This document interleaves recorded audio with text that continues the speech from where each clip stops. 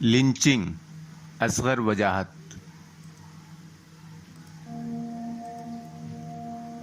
بوڑھی عورت کو جب یہ بتایا گیا کہ اس کے پوتے سلیم کی لنچنگ ہو گئی ہے تو اس کی سمجھ میں کچھ نہ آیا۔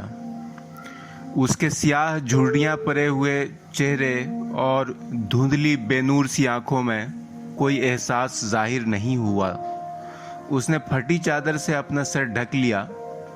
اس کے لیے لنچنگ ایک نیا لفظ تھا، لیکن اسے یہ اندازہ ہو گیا تھا کہ یہ انگریزی کا لفظ ہے۔ اس سے پہلے بھی اس نے انگریزی کے کچھ الفاظ سنے تھے جن سے وہ واقف تھی۔ اس نے انگریزی کا پہلا لفظ پاس سنا تھا جب سلیم پہلی کلاس میں پاس ہوا تھا۔ وہ جانتی تھی کہ پاس کا کیا مطلب ہوتا ہے۔ دوسرا لفظ اس نے جاب سنا تھا۔ وہ سمجھ گئی تھی کہ جاب کا مطلب نوکری مل جانا ہے۔ تیسرا لفظ اس نے سیلری سنا تھا۔ وہ جانتی تھی کہ سیلری کا کیا مطلب ہوتا ہے۔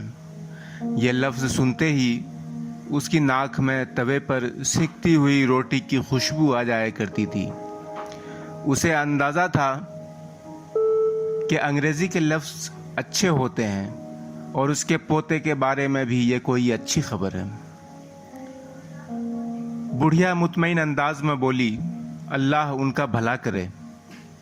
لڑکے حیرت سے اسے دیکھنے لگے، سوچنے لگے کہ بڑھیا کو لنچنگ کا مطلب بتایا جائے یا نہیں۔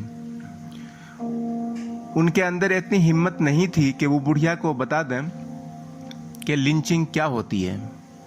بڑھیا نے سوچا کہ اتنی اچھی خبر دینے والے لڑکوں کو دعا ضرور دینی چاہیے۔ وہ بولی، بچوں، اللہ کرے تم سب کی لنچنگ ہو جائے۔ ٹھہر جاؤ، میں منہ میٹھا کراتی ہوں۔